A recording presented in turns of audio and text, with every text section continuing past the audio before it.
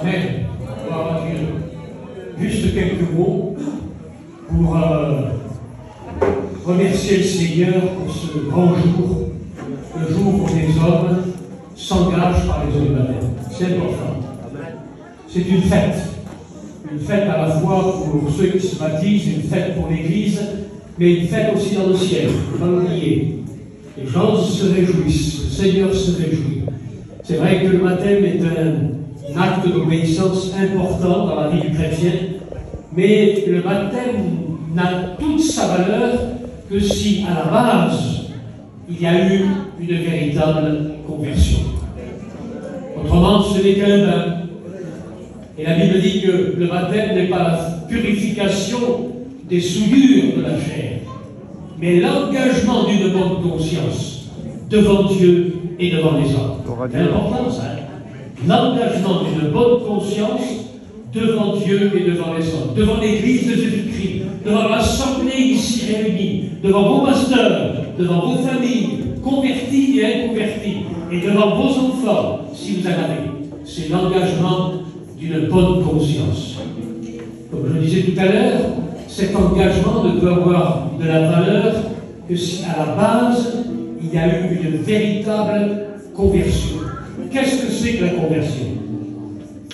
La plupart du temps, les chrétiens savent ce que c'est la conversion. Ils connaissent la signification de la conversion. La conversion, c'est la nouvelle naissance.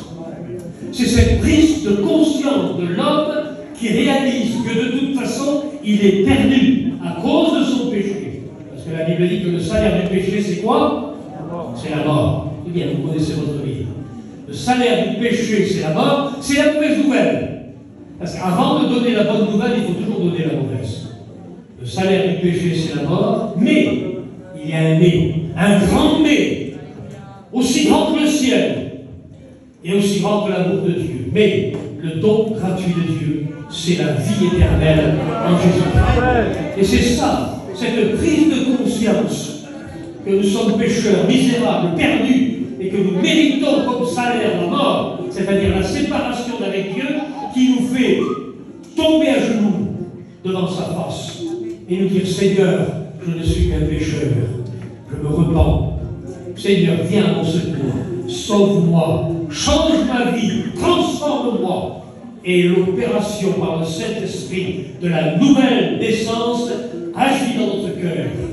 Et la Bible dit, dans les Corinthiens chapitre 5, verset 17, que si quelqu'un est en Christ, il n'est pas seulement dit si quelqu'un croit en Christ, parce que tout le monde croit. Vous allez dans les rues de Montpellier ou d'Arles ou d'ailleurs, et vous demandez aux gens dans la rue: est-ce que vous croyez en Dieu? Je crois, oui, je crois, j'ai ma religion. Ils croient, mais ça ne suffit pas.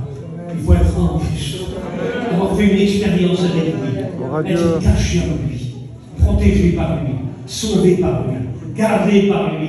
Est-ce que vous comprenez?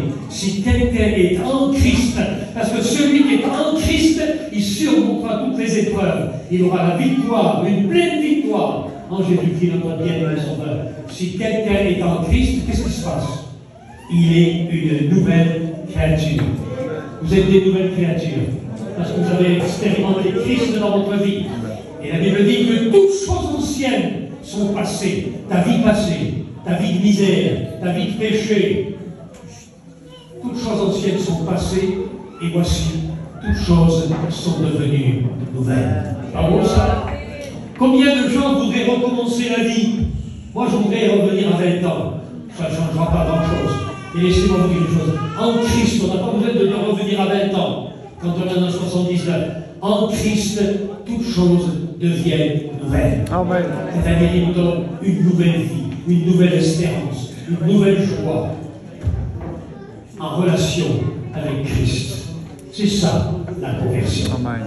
C'est ça, la conversion.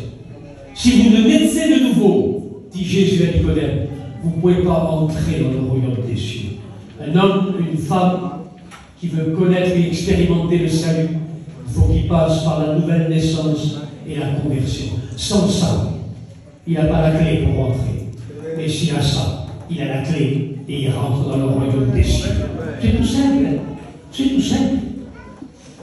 C'est tout simple. On n'a pas besoin d'aller brûler des bougies, on n'a pas besoin d'aller courir le monde, d'aller dans les pèlerinages. Tu ouvres ton cœur et tu dis, Seigneur, fais ta demeure en moi, pardonne mes péchés. Et la Bible dit qu'il nous accorde le salut en Jésus-Christ. C'est formidable. Alors, il y a le symbole derrière le baptême d'eau. La Bible dit que lorsque nous plongeons dans l'eau, c'est comme si nous mourions, comme Christ est mort, qu'il a été enseveli, qu'il a été mis dans la tombe, il est mort. Nous mourrons avec lui à notre ancienne vie. Quand vous allez plonger dans l'eau, c'est le symbole de votre mort pour le monde et votre résurrection avec Christ. Amen. Amen. C'est ça le baptême. C'est pas autre chose. C'est ça le baptême. C'est pas avoir son nom écrit dans un registre. Bien sûr que notre nom est inscrit dans le livre de vie. C'est la parole de Dieu qui le dit. Mais c'est pas inscrit dans le registre de Vie et Lumière, ou de l'église de Arles, ou de Montpellier, ou d'ailleurs. Non, votre nom désormais est écrit dans le ciel. Vous êtes un membre du corps de Christ. Vous lui appartenez pour l'éternité. Alors on va prier ensemble pour ces frères qui se font baptiser. Demandez à Dieu que leur expérience soit solide.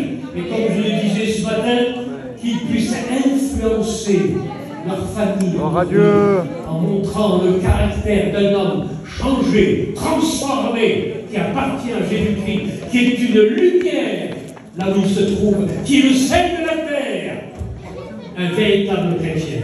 On prie le Seigneur ensemble. Alors je vais demander aux frères de venir et de prier pour nos frères bien-aimés qui doivent se faire baptiser.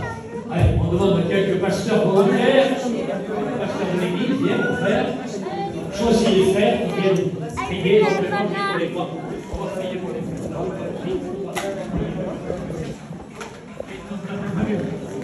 Amen. Alléluia. Venez les frères. Alléluia. Amen.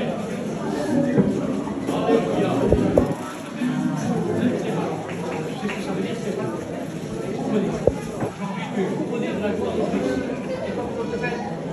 Emmanuel, Dieu avec nous. Il n'y a pas de problème.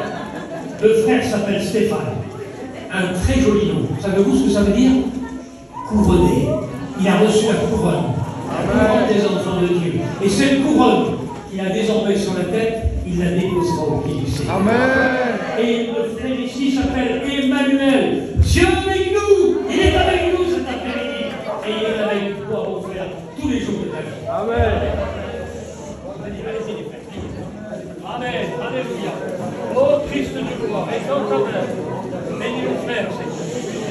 Amen. Amen. Louange à Dieu et dans ta main. Bénis Stéphane, bénis Emmanuel, et glorifions-nous. Amen.